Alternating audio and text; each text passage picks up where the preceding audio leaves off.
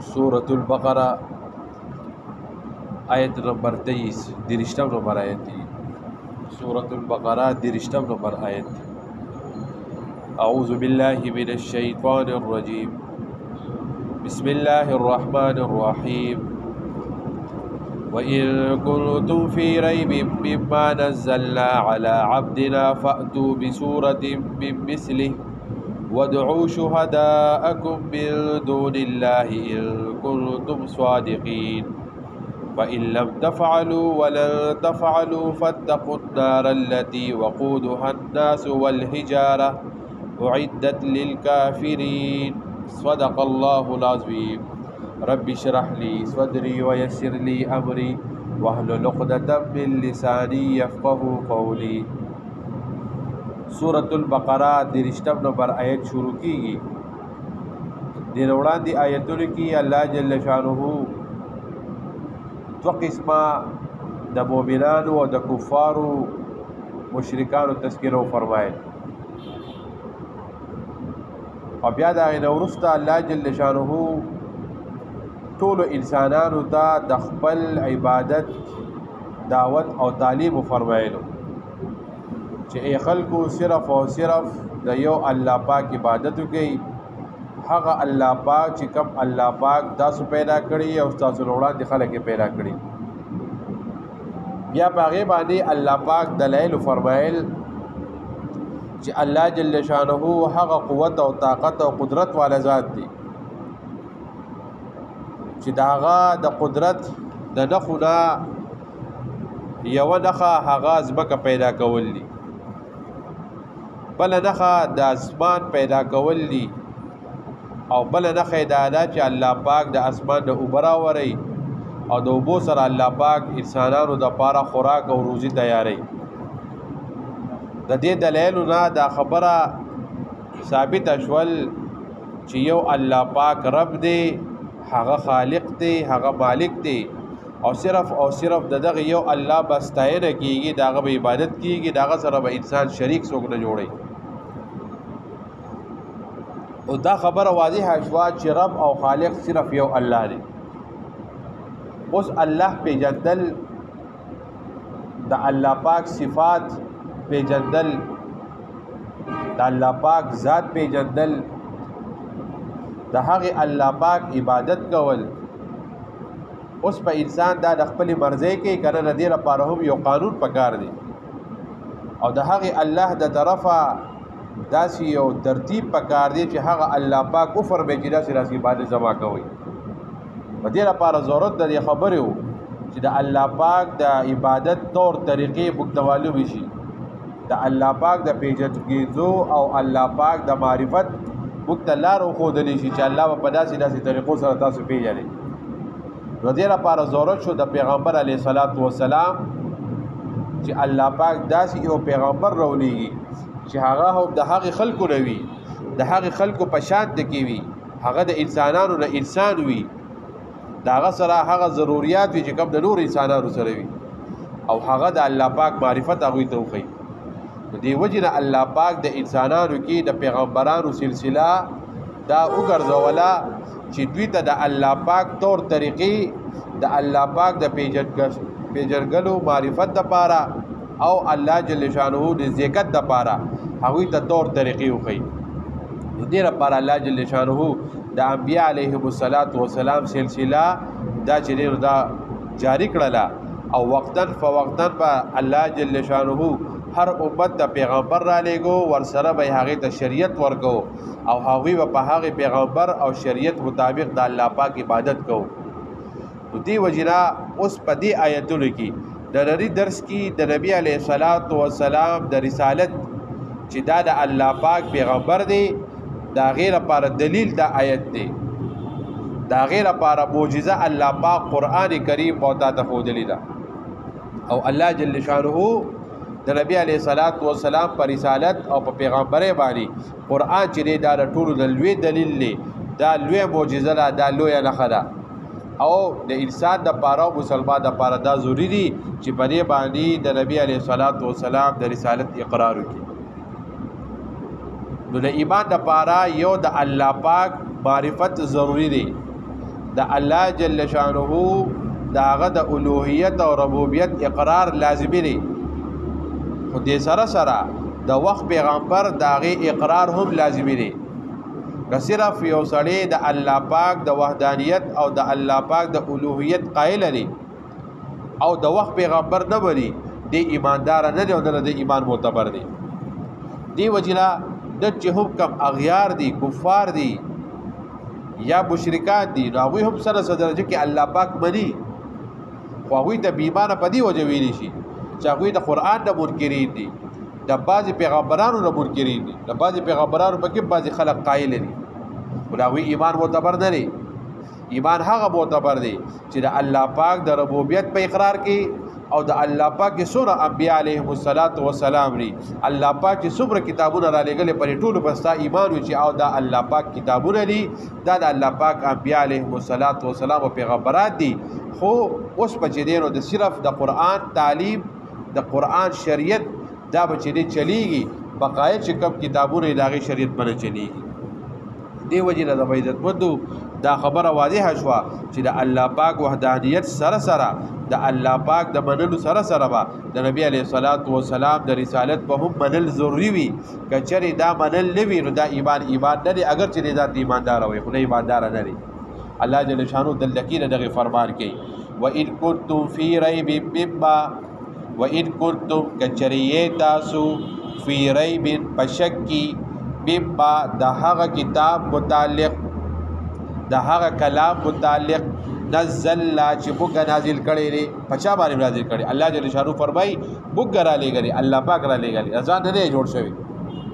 بچا را لګري علی عبدنا زبوګ یو بندمانی نو الله پاک د رسالت تخصیص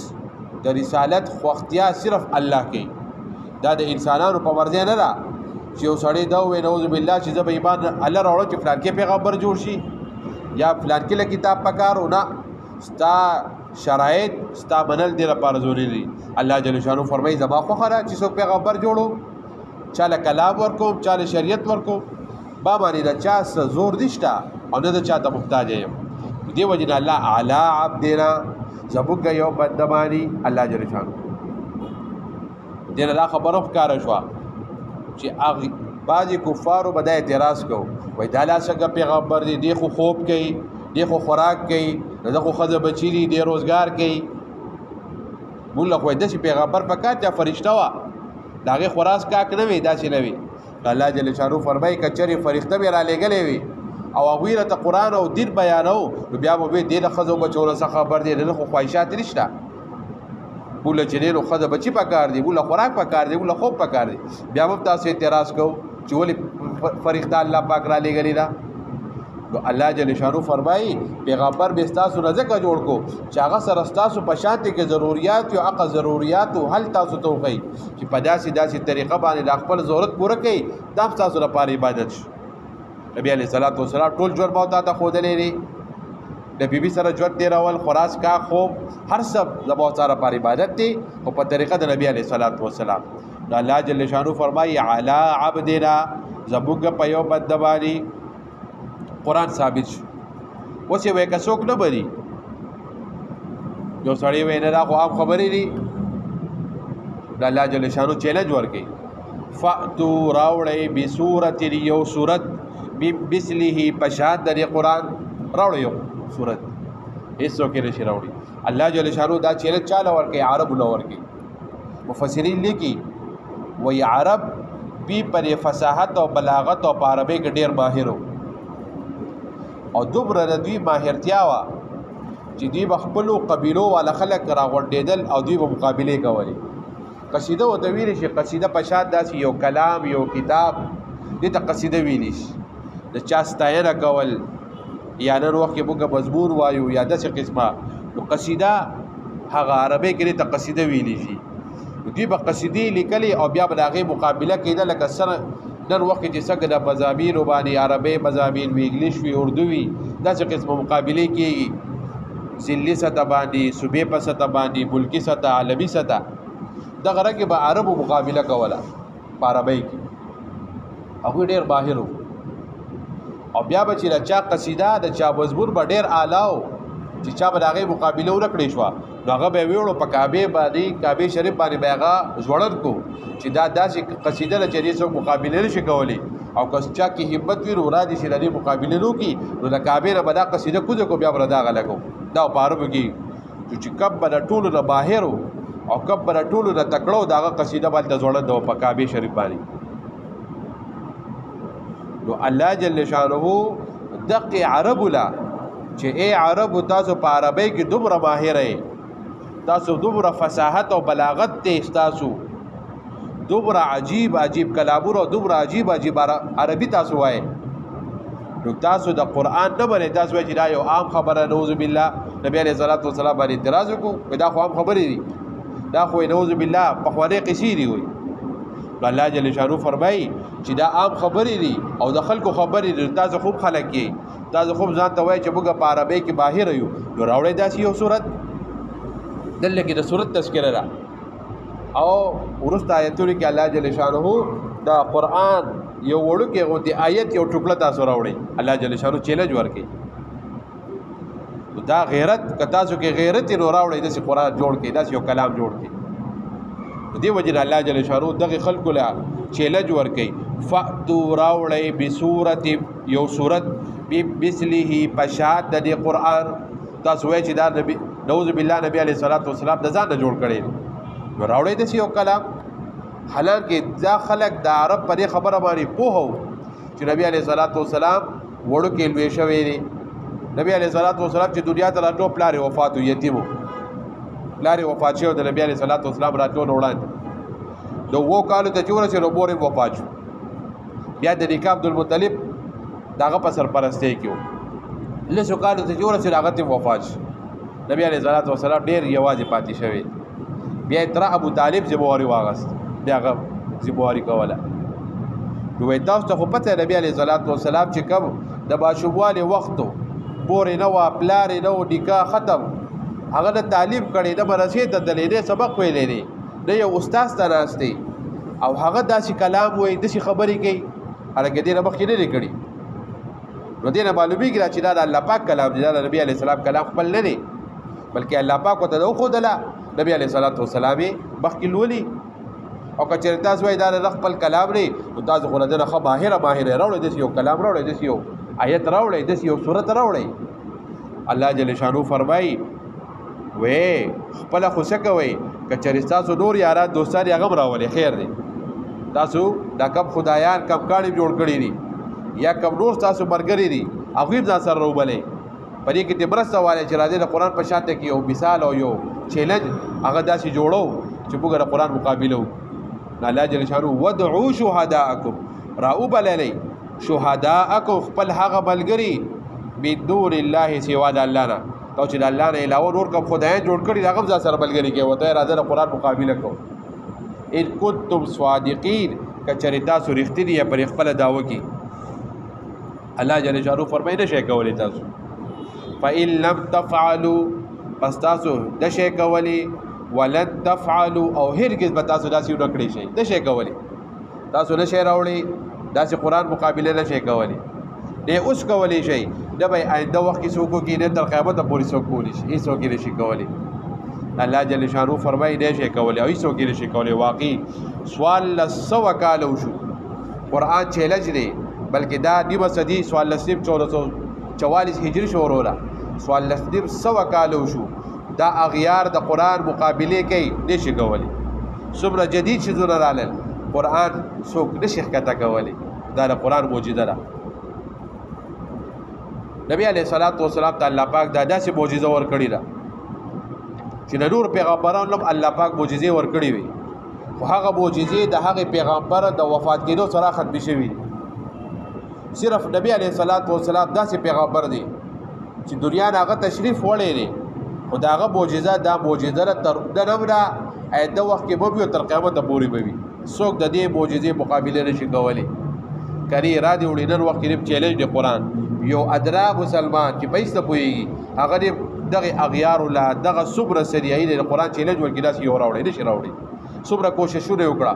خپل ژوند خپل مال هر څه په دې لګوي چې موږ د قرآن کې رد و بدل وکړو قرآن پر خلکو باندې اخوا دی خوا کو خلط بل کو خلی شي کولی دا د الله پاک د قرآن معجزه ده. نبی علیہ الصلوۃ والسلام ابو سعید خدری رضی الله عنه روایت دی نبی علیہ الصلوۃ والسلام فرمایي وای تو معجزې نبی علیہ الصلوۃ والسلام د الله پاک داسې ورکړي وي چې داسې بل چاته نه دي. یو معجزه د قرآن ده چې دا به تر قیامت پورې دا معجزه وي. او دویمه معجزه وای نبی علیہ الصلوۃ والسلام فرمایل چې د حج په موقع باندې چې کم شیطانان اشتري کی وای تاسو ګورئ د حجیان په لکو حجیان وي دغه درې شیطانان جمرات دي په لومړۍ ورځ باندې یو ولي په دویمه ورځ باندې بیا درې واړه ولي او په درېیمه ورځ بیا درې واړه ولي او دا دغه حجیان مزدلفې ته راشي اووه کاڼي دا راټولوي یو څو سره سیواب والي او چېرته رانه ورک شي دغه اووه کاڼي دوی ولي او دا 1400 صدي تېره شوه 1400 کاله تېر شو دغه حاجیان دغه کاڼي ولي او هلته چېرته د هغې کاڼو ډېرې جوړ نه شو غرتې جوړ نه شو او مزدلفه کې چرې کاڼي هغه ختم نه شو. یو پیره چې دغه کاڼي استعمال شي دوباره بیا هغه نه قبلېږي دوباره به استعمال شوی کاڼي نه رالي چې یو پیره دې وغورځوه که ولګېد نو سوی نه که ولګېږه بل لاړو دغه بیا دوباره نه رالي بیا بل صفا کاڼي ولي. دومره وخت شو په لکو حاجیان دا کاڼي ولي او هغه کاڼي چېرته هلته ډېرې هغه جوړ نه شو هغه چې دی نو چېرته هلته غر جوړ نه شو په کار دا و چې هلته کې برا څومره کاڼي جمع شوي واړه واړه کاڼي. نبی علیہ الصلوۃ والسلام فرمایي وای الله پاک فرښتې مقرر کړي دي وای کم حاجي چې دا شیطان ولي او دا هغه حج الله پاک قبول کړي وای هغه فرښتې راځي او هغه کاڼي اوچتوي وای او چې کم بدنصیب وي د هغه کاڼي هلته پاتې شي خو ډېر کم مقدار کې وي. مفسرینو لیکلي وای نن وخت کې مې اورېدلي داسې دي وایي چې هغوی ورله داسې څه انتظام کړی دی چې هغوی هغه کاڼي اوچتوي وایي څومره کاڼي به اوچت کړي دا هغوی دومره کاڼي اوچتولی شي. نبی علیہ الصلوۃ والسلام فرمایي چې کم د حج الله پاک قبلې وي دې لپاره فرښتې مقرري هغه کاڼي فرښتو په ذریعې سره الله پاک اوچتوي وایي دا د نبی علیہ الصلوۃ والسلام معجزه ده. بهرحال په قرآن په معجزې باندې ډېر لوی لیکل شوي دي لوی لوی کتابونه پرې موجود دي. بهرحال زموږ او ستاسو لپاره دا د قرآن زموږ او ستاسو لپاره د الله پاک حقاني او رښتینی کتاب دی او داسې رښتینی د دې نه څوک مقابله کولی شي د دې نه څوک د داسې قسمه بل راوړی شي د قیامت پورې به دا قرآن وي الله پاک به د دې حفاظت کوي او دغه الله پاک په خپله فرمایي فإن لم تفعلوا پس تاسو داسې نشئ کولی ولن تفعلوا او هرګز تاسو داسې نشئ کولی فاتقوا النار التي چې نشئ کولی نو بچ کوئ ځان النار التي د هغه اور نه وقودها الناس چې خشاک د هغې خلک دي والحجارة او کاڼي دي.